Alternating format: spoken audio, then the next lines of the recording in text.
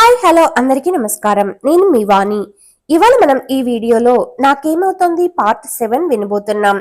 Friends, మీరు కానీ మన ఛానల్ని ఫస్ట్ టైం చూస్తున్నట్లయితే ప్లీజ్ సబ్స్క్రైబ్ చేసుకోండి. అలాగే ఈ వీడియోని తప్పకుండా లైక్ చేసి స్టోరీ ఎలా ఉందో కమెంట్ చేయండి. మరి ఎందుకు ఆలస్యం, వినిద్దామా? తన కార్లో రిసార్ట్ దగ్గరకు వెళ్తాడు ఉదయ్. అప్పటికే సిఐ మురళి, డిటెక్టివ్ పురందర గారి అమ్మాయి ప్రవళిక అక్కడ ఉంటారు. వాళ్ళకి కాస్త దూరంగా ఎస్ఐ రంగనాథం, అతని పక్కనే రిసార్ట్ మేనేజర్ సందీప్ చేతులు కట్టుకొని అతి వినయం చూపిస్తూ ఉంటారు. ఉదయ్ రాగానే మురళి, ప్రవళిక అతన్ని విష్ చేస్తారు. గతంలో డ్రగ్స్ రాకెట్ పట్టుకున్న కేసులో ముగ్గురు కలిసి పనిచేసి ఉంటారు. ఉదయ్ కూర్చోగానే మురళి అతనితో, ఇప్పుడే మీ బాబాయి ఏసీపీ ప్రతాప్ గారు ఫోన్ చేశారు. మీరు ఇక్కడికి వస్తున్నట్లు చెప్పారు. మీ సహాయంతో ఈ కేసు తొందరగా ఓ కొలిక్కి వస్తుందని ఆశిస్తున్నాను అన్నాడు. మీలాంటి అనుభవజ్ఞులు కేసు డీల్ చేస్తున్నారు. పైగా పురందర్ గారి అమ్మాయి ప్రవళిక పక్కనే ఉన్నారు. ఇక ఈ కేసులో నా అవసరమే ఉండదు అనుకుంటున్నాను అని నవ్వుతూ అంటాడు ఉదయ్. తరువాత మురళి రంగనాథం వంగ చూస్తూ, రిసార్ట్ రికార్డులు సీజ్ చేయమని ఏసీపీ గారు మీకు స్వయంగా చెప్పారు కదా అని అడిగాడు. చెప్పారు సార్. నేను బయలుదేరబోతూ ఉండగా సందీప్ స్టేషన్కి వచ్చాడు. తన రిసార్ట్లో దొంగతనం జరిగిందని, రిసార్ట్ రిజిస్టర్లు, సీసీ కెమెరా తాలూకు హార్డ్ డిస్క్ ఎవరో ఎత్తుకుపోయారని కంప్లైంట్ చేశాడు. తరువాత నేను రిసార్ట్కు వెళ్ళి అతను చెప్పిన విషయాలు నిజమని ధృవీకరించుకున్నాను. ఆ తర్వాత జరిగిన విషయాన్ని ఏసీపీ గారికి ఫోన్ చేసి చెప్పాను అన్నాడు. మిస్టర్ రంగనాథం, మీరు గతంలో కూడా ఈ సందీప్ కు సహాయం చేసి ఉన్నారు. తిరిగి అదే పొరపాటు చేస్తున్నారు. ఏసీపీ గారు మీపైన చాలా కోపంగా ఉన్నారు. మిమ్మల్ని వెంటనే సస్పెండ్ చేస్తామన్నారు. కొంత సమయం ఇవ్వమని నేను మాట్లాడతానని ఆయనకు రిక్వెస్ట్ చేశాను. మీరు అబద్ధాలు చెప్పకుండా ఏం జరిగిందో ఉన్నదున్నట్లు చెప్పండి. నిర్లక్ష్యంగా ఉంటే ఉద్యోగం పోగొట్టుకోవడంతో పాటు క్రిమినల్ కేసు కూడా ఎదుర్కోవాల్సి ఉంటుంది. కాస్త కటువుగా చెప్పాడు సిఐ మురళి. నేను నిజమే చెప్పాను సార్. గతంలో జరిగింది ఒక చిన్న కేసు. అలాంటి వాటిల్లో చూసి చూడనట్లు పోవడం కొన్ని సందర్భాల్లో మన డిపార్ట్మెంట్లో పరిపాటే. దాన్ని అడ్డం పెట్టుకొని ఇప్పుడు నేనేదో తప్పు చేసినట్లు చెప్పడం పద్ధతి కాదు. ఏదో ఒక సాకుతో సస్పెండ్ చేస్తే తిరిగి డ్యూటీకి ఎలా రావాలో నాకు తెలుసు. నన్ను అంత తేలిగ్గా అంచనా వేయవద్దు అన్నాడు రంగనాథం.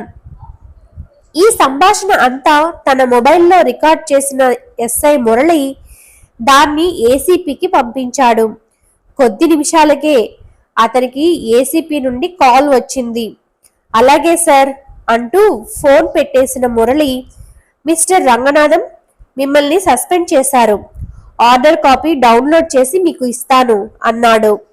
నేను ఆ సస్పెన్షన్ ఆర్డర్ని తీసుకోను. ఏం చేస్తారో చేసుకోండి అంటూ రంగనాథం బయటకు వెళ్ళబోయాడు. ఆగండి మిస్టర్ రంగనాథం, మిమ్మల్ని అదుపులోకి తీసుకుంటున్నాం. మిమ్మల్ని విచారించాల్సి ఉంది అని తన కానిస్టేబుల్స్తో రంగనాథాన్ని జీవెక్కించమన్నాడు.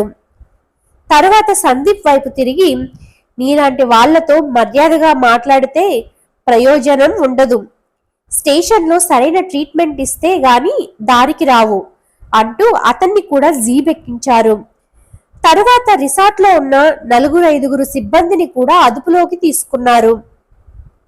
తర్వాత సిఐ మురళి ఉదయ్ వంక తిరిగి, వీళ్ళ వాలకం చూస్తూ ఉంటే పెద్ద పలుకుబడి ఉపయోగించి బయటపడేలా ఉన్నారు. ఈలోగానే వీళ్ళ చేత నిజం కక్కిస్తాను. మీరు ప్రవళిక గారు ఇక్కడే ఉండండి. ఏవైనా ఆధారాలు దొరుకుతాయేమో గమనించండి. మరి కాసేపట్లో ఏసీపీ గారు కూడా ఇక్కడికి వస్తారట అని చెప్పాడు. తరువాత రంగనాథాన్ని, సందీప్ను తీసుకుని స్టేషన్కి బయలుదేరాడు.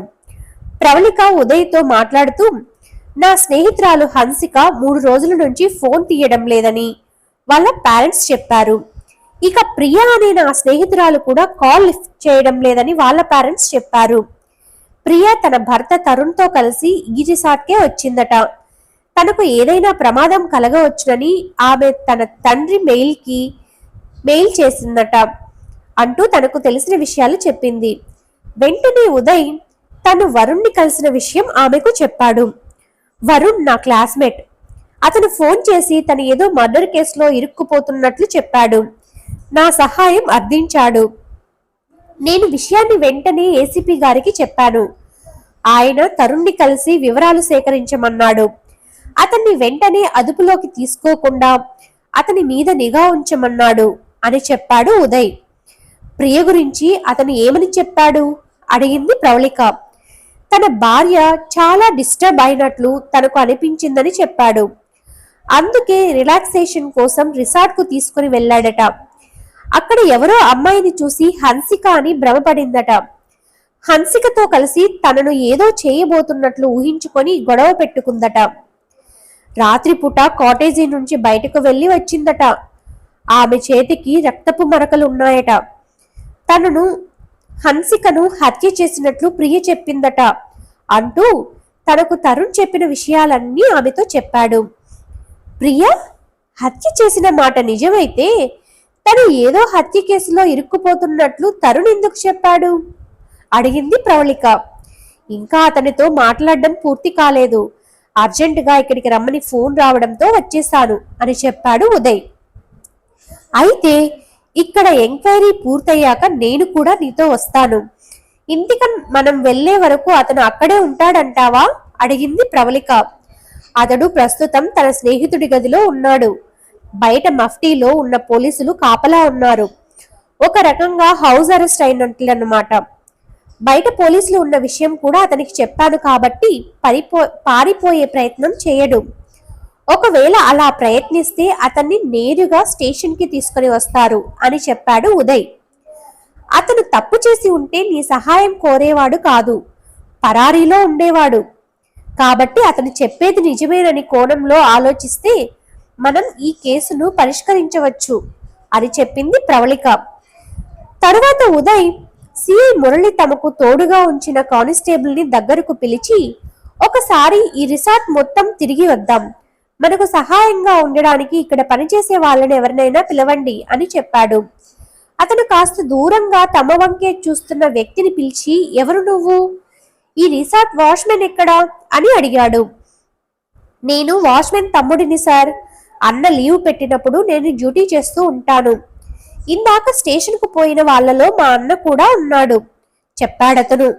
సరే పద, ఒకసారి రిసార్ట్ మొత్తం తిరిగి వద్దాం అని అతనితో చెప్పాడు కానిస్టేబుల్. తరువాత అతను ఉదయ్ ప్రవళికల వంక తిరిగి, బెంగళూరు డ్రగ్ మాఫియాను పట్టించిన కేసులో మీ ఇద్దరిని టీవీల్లో చూశాను. చాలా సాహసం చేశారు అంటూ వాళ్ళని అభినందించాడు. తరువాత వాళ్ళను తీసుకొని రిసార్ట్ చూపించడానికి వెళ్ళాడు. ఆ రిసార్ట్ పచ్చికతో ట్రిమ్ చేయబడ్డ క్రోటన్ మొక్కలతో చాలా ఆహ్లాదకరంగా ఉంది. చెట్ల మధ్యలో ఒకదానికొకటి దూరంగా చాలా కాటేజెస్ ఉన్నాయి.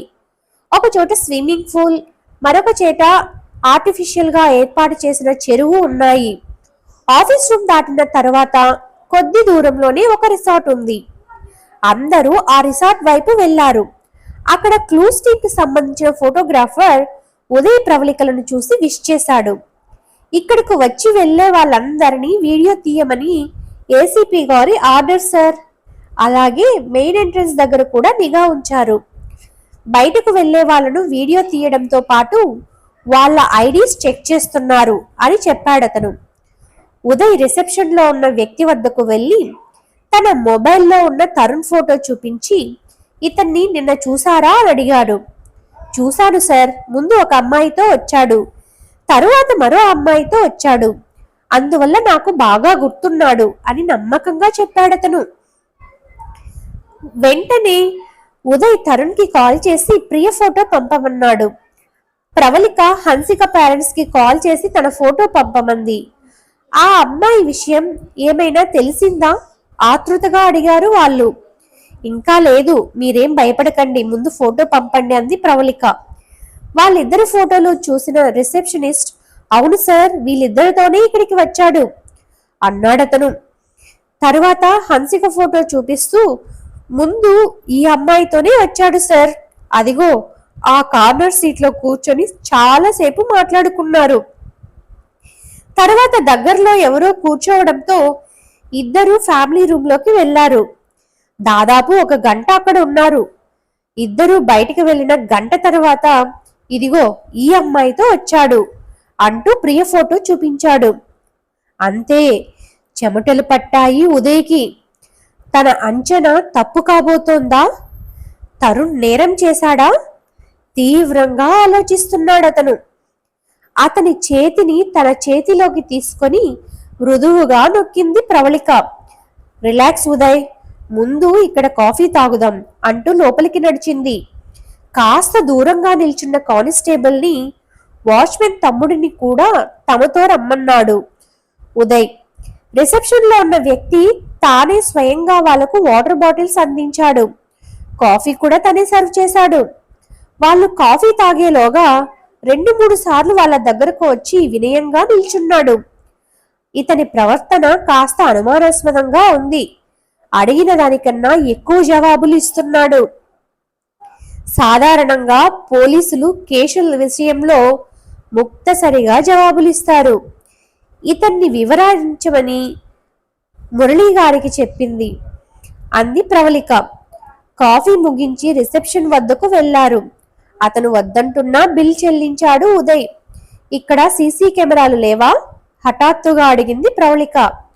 ఉన్నాయి మేడం, నిన్న థెఫ్ట్ జరిగినప్పుడు ఇక్కడ హార్డ్ డిస్క్ కూడా ఎత్తుకుని వెళ్లారు చెప్పాడతను. అదేమిటి, మీరు చెప్పేది చూస్తుంటే ఓ 25 మంది మీ రిసార్ట్ మీద దాడి చేసినట్లుందే అంది ప్రవళిక. అదేం కాదు మేడం, మా రిసార్ట్ మొత్తానికి ఒకే వ్యక్తి సీసీ కెమెరాలు సర్వీస్ చేస్తుంటాడు.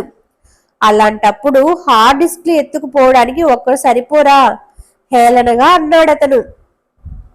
ఉదయ్ దవడ కండరం బిగుసుకుంది. ప్రవళిక అతని చేతిని చిన్నగా నొక్కి వదలడంతో అతను శాంతించాడు. అందరూ రెస్టారెంట్ నుండి బయటకు నడిచారు. ఇతన్ని కూడా అదుపులోకి తీసుకోమని మురళి గారికి మెసేజ్ పెట్టాను అంటూ ఆమె చెబుతూ ఉండగానే పోలీస్ జీప్ అక్కడికి వచ్చి ఆగింది. అందులోంచి 4 పోలీసులు దిగి ఆ రిసెప్షనిస్ట్ ని కూడా అదుపులోకి తీసుకున్నారు. Thanks for watching friends. Next episode ని త్వరగానే మన ఛానల్లో అప్లోడ్ చేస్తాను. ఫ్రెండ్స్, మీరు కానీ మన ఛానల్ని సబ్స్క్రైబ్ చేసుకోకుంటే ప్లీజ్ సబ్స్క్రైబ్ చేసుకోండి.